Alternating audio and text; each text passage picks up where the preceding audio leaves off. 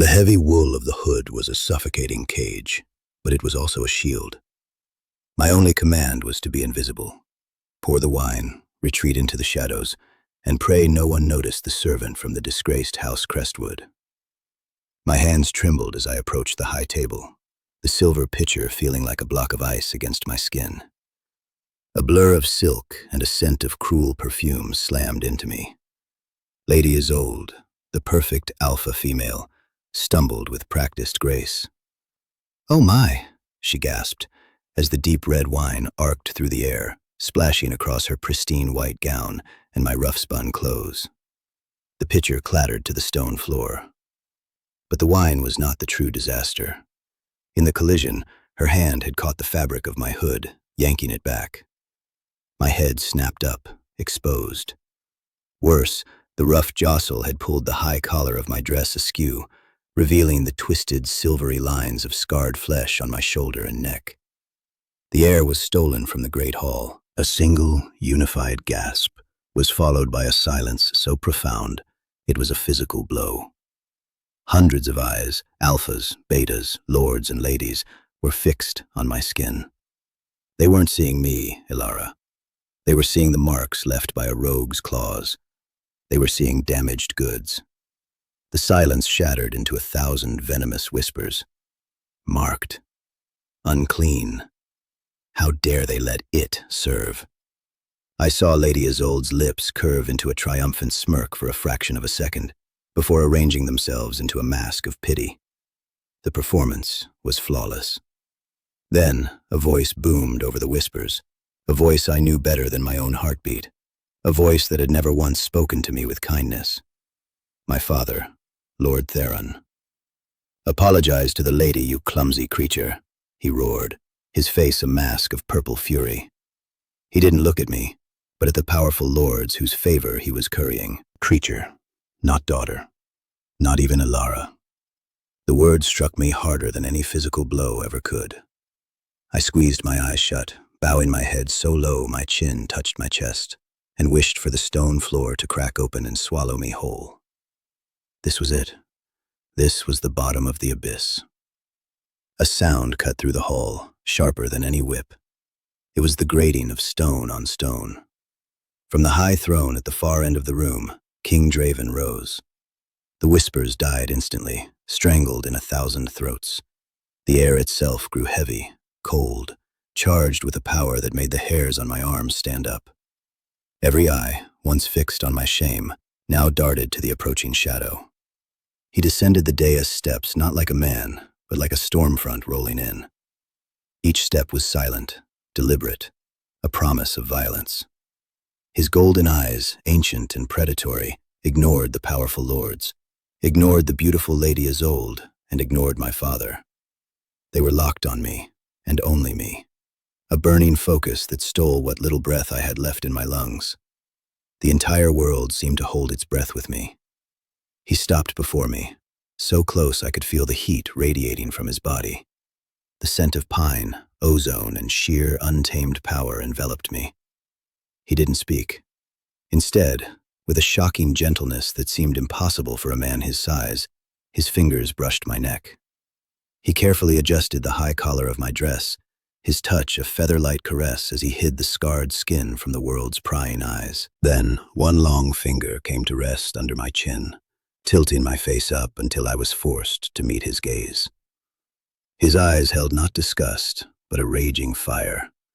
His voice was a low growl, a rumble that vibrated through the very stones of the floor, yet every soul in the hall heard it as if he had screamed. "She will apologize for nothing."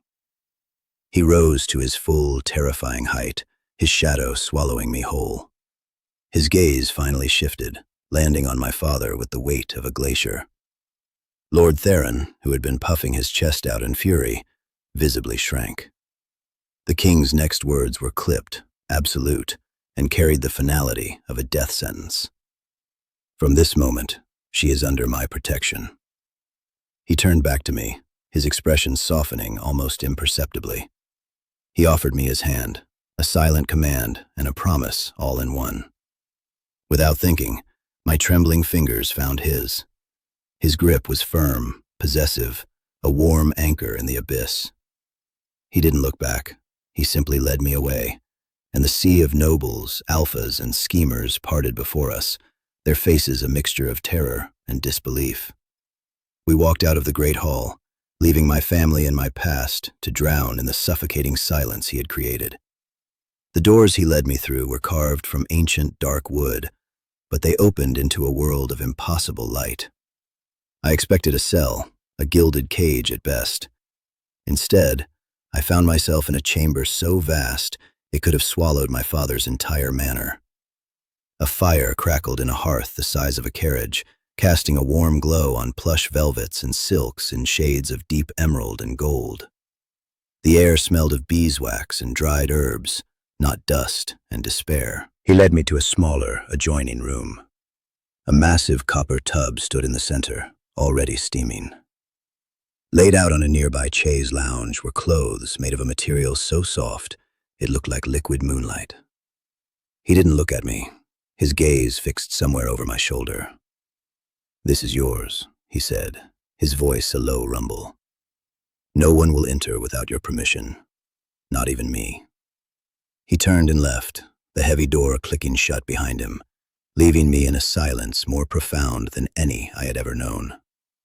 I sank into the steaming water, the heat a blissful shock that soothed aches I didn't know I had. I washed away the grime of the great hall, the spilled wine, the lingering scent of my own fear. For the first time in years, I wasn't cold. When I emerged, I wrapped myself in a thick, fur-lined robe. It felt like an embrace. Outside the main door, I could just make out the heavy, rhythmic breathing of two massive creatures, Fenrir and Nyx, my guardians. Later, a soft knock came. I hesitated, my heart hammering, before whispering, "Enter." Draven came in, carrying a heavy silver tray laden with roasted chicken, fresh bread, and fruits I'd only ever seen in paintings. My stomach clenched with a hunger so sharp it was painful. He set it on a small table, his movements economical and precise.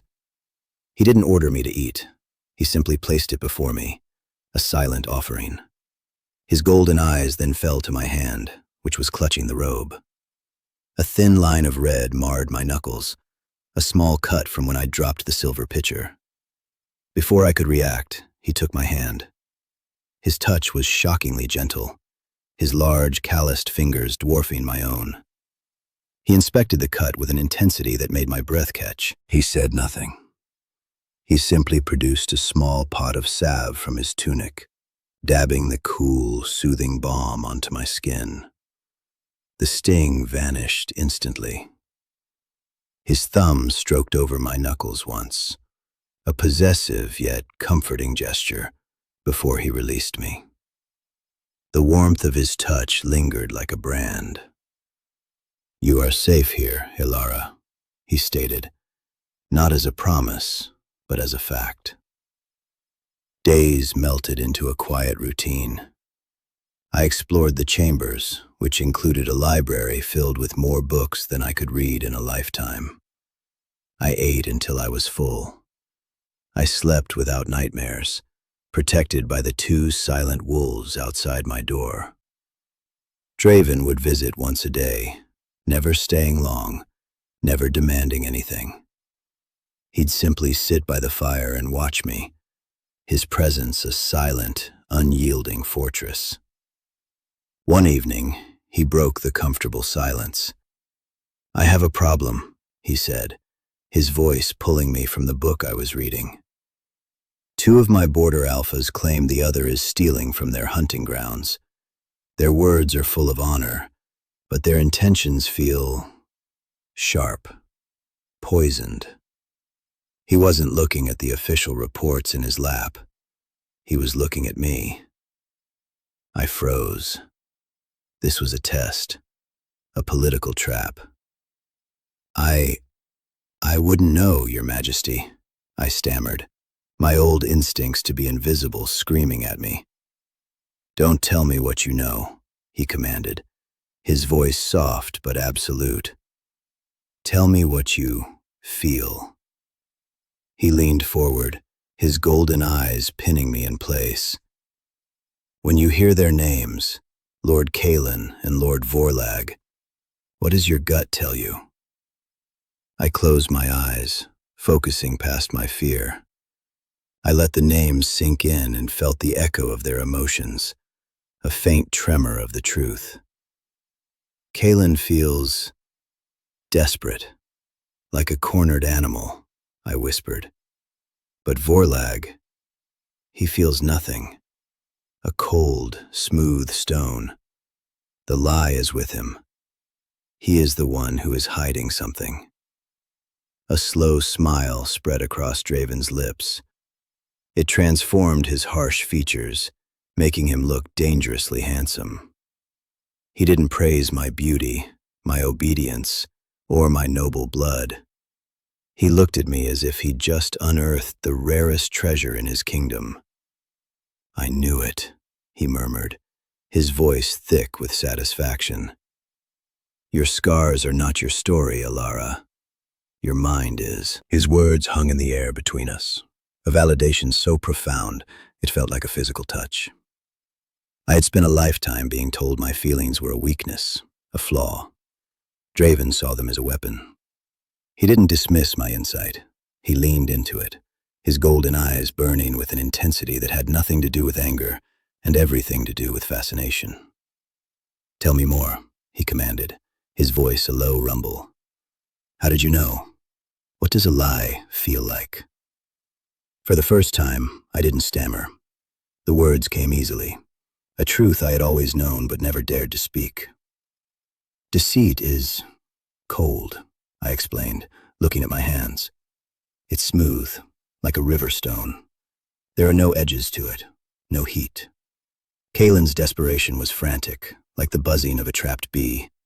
But Vorlag, his intentions were a void, a perfect, silent emptiness where a true emotion should be. Draven listened as if I were reciting a sacred text. He rose from his chair and began to pace before the fire, not with agitation, but with a restless energy, as if my words had unlocked something inside him. I can command armies. I can see a traitor's flinch from 100 paces, he admitted, turning to face me. But I cannot see into a man's heart. You can hear its true song. From that day on, he brought the kingdom to me. Not the pomp and ceremony, but its problems. He would unroll ancient maps on the library floor, pointing to disputed borders and barren lands. He'd read me petitions from his people, his voice flat and neutral, and then he would simply watch me, waiting. He wasn't testing me anymore. He was consulting me. One evening, he pointed to a jagged mountain range on a map. My scouts say a rival pack is massing on this ridge, preparing for war. My generals advise a preemptive strike. He looked at me, his face grim. What do you feel, Ilara? I placed my hand over the parchment, closing my eyes and reaching out with my senses. The feeling that came back wasn't aggression, it was terror. They are preparing for war, I whispered, my eyes snapping open. They're running from something. They're afraid.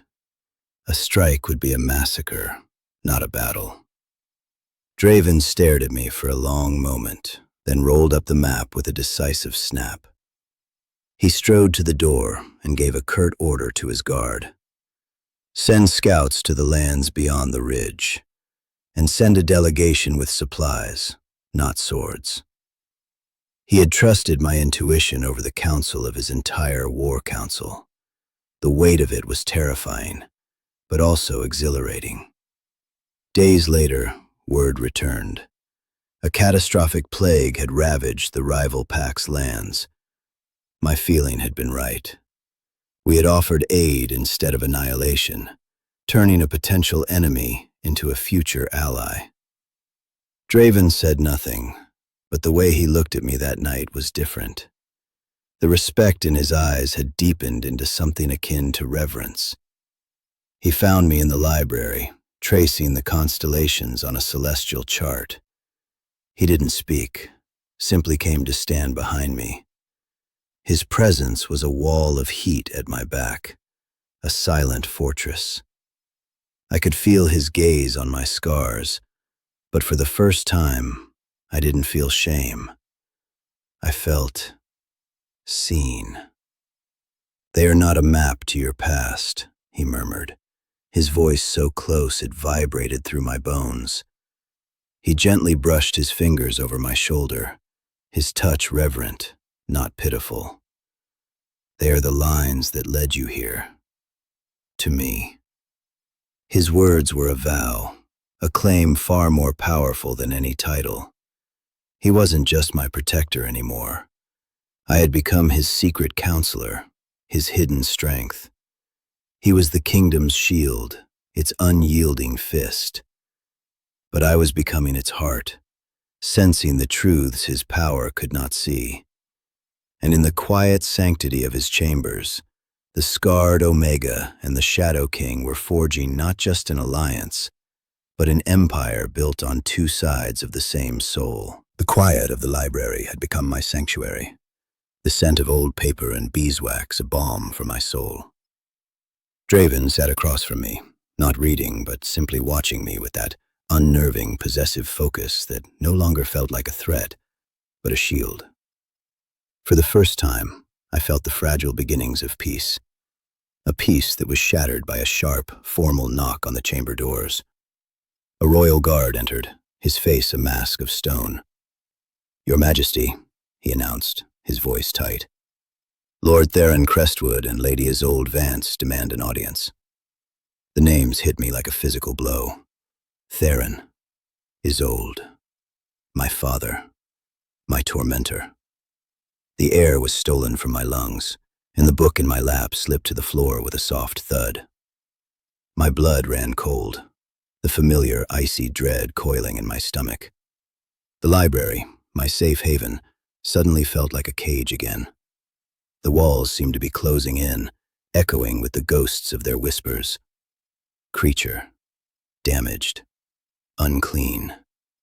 My hands began to tremble, a betraying weakness I thought I had conquered. I instinctively reached for the high collar of my dress, the phantom shame of my scars burning as if freshly carved. They would see me like this, healthy, cared for, wearing the king's favor like a stolen jewel. They would think I had tricked him, bewitched him. They would tear this world apart just to see me fall back into the dirt where they believed I belonged. Draven did not move.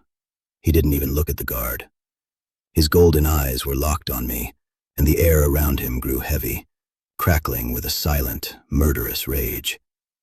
The temperature in the room dropped 10 degrees. He saw my trembling. He saw the terror in my eyes, and a low growl rumbled deep in his chest, a promise of violence so profound the very stones seemed to vibrate with it. He was a storm gathering its strength, waiting for a single reason to be unleashed. He rose slowly, his sheer size swallowing the light from the fire. He walked to me, knelt on one knee, and took my trembling hands in his. His grip was an anchor, firm and absolute. "Look at me, Alara," he commanded, his voice a low, soothing thunder meant only for me. "Their power over you is an illusion. It burned to ash the moment I walked you from that hall." He stood, pulling me up with him, placing me just behind his shoulder, a human shield.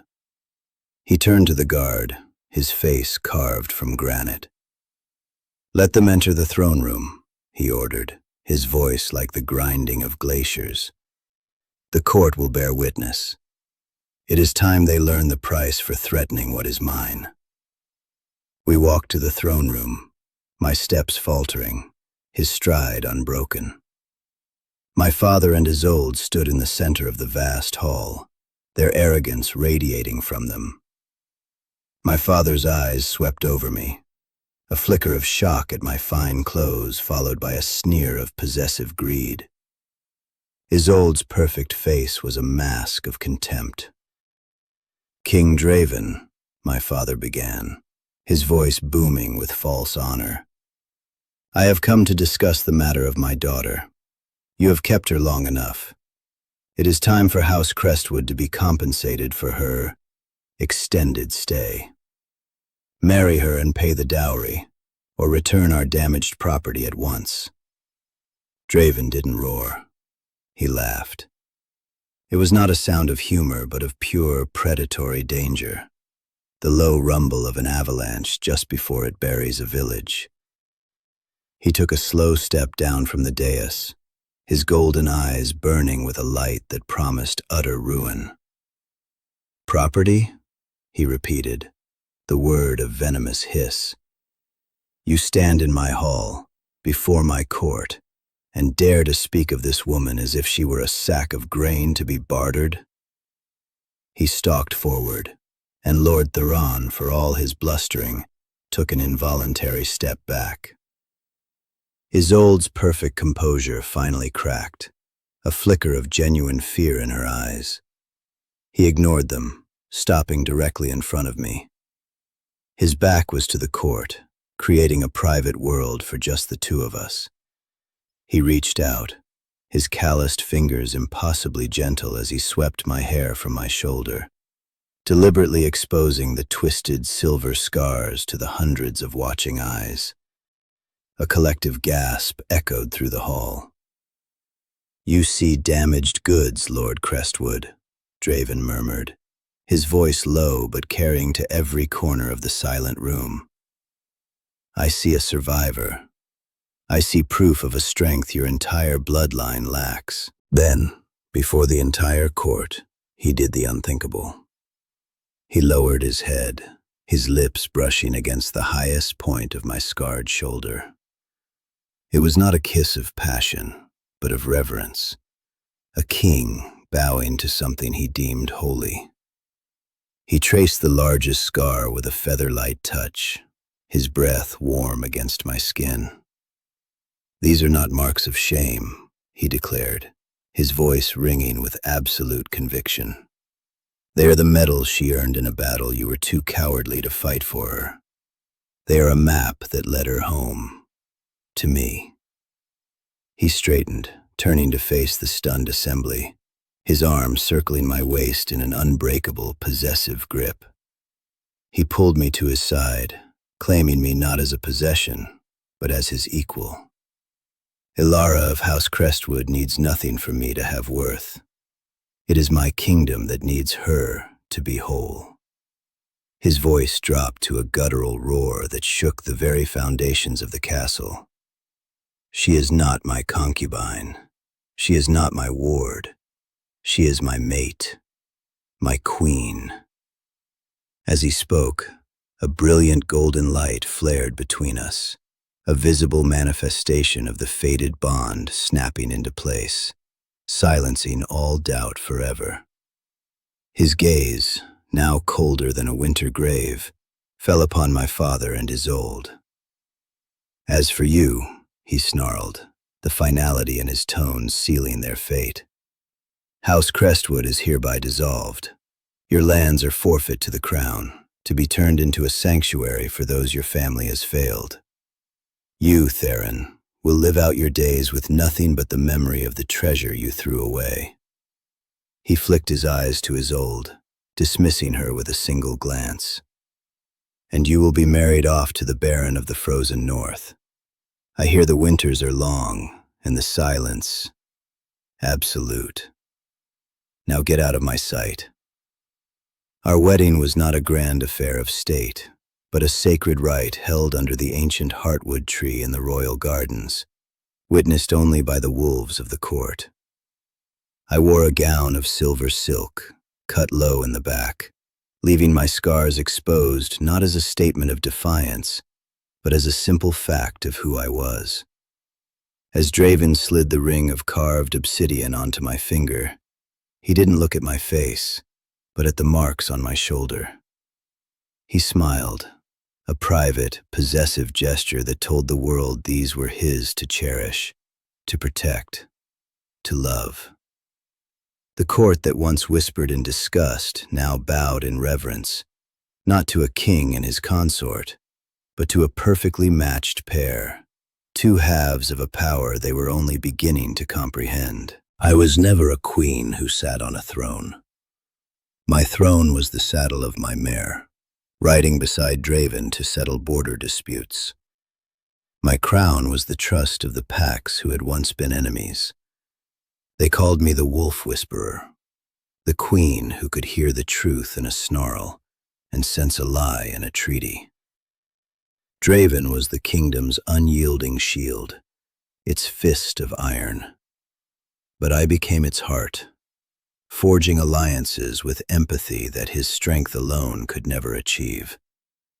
We ruled not with fear, but with a balance of power and intuition the world had never seen.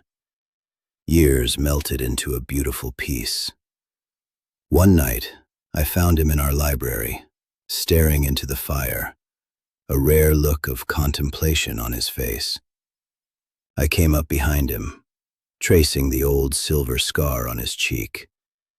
He caught my hand, bringing it to his lips, and turned to pull me into his lap.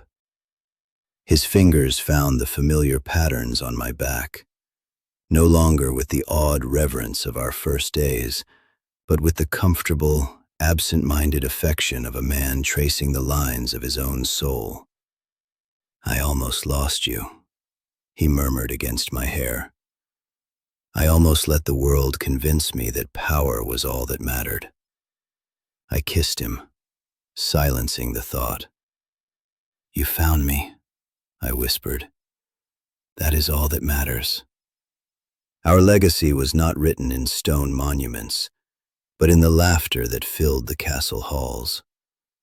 Our son, with his father's golden eyes and my quiet sensitivity, could calm the most agitated beast with a single touch. Our daughter, fierce and wild, had Draven's unshakable will, but could read a person's heart with a single glance. Watching Draven on the floor with them, a giant of a man brought to his knees by the playful attacks of his children, I knew the true meaning of power. It wasn't in a crown or a title. It was in building a world safe enough for your heart to live outside your body. Far from the castle, in a damp, forgotten cottage on the edge of the lands that were once his, Lord Theron lived out his days. His punishment was not poverty, but proximity.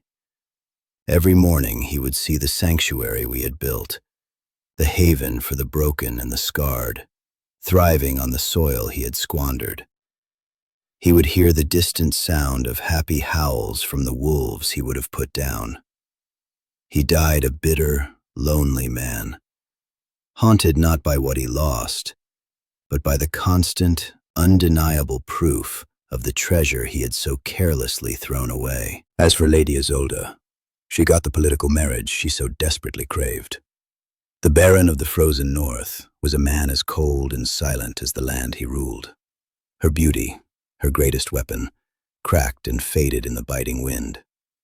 Her sharp wit found no audience in the stoic servants and the husband who barely spoke a word to her. She, who lived for the admiring eyes of the court, was condemned to a lifetime of absolute silence. Her only companion, the reflection of a woman she no longer recognized in the frosted glass of her window. Their fates were a perfect, cruel poetry. My father, who saw me only as damaged property to be bartered, lost all of his property and died with nothing. Isolde, who tried to extinguish my light to shine brighter herself, was banished to a land of endless winter and shadow, where no light could ever reach her. They had tried to bury me in shame, believing my scars were my ending. They never understood. Those scars were not the end. They were the map. And every line, every silvered ridge of flesh, had led my king home to me. They were the foundation upon which we built an empire, the emblem of a queen, and the beginning of our forever.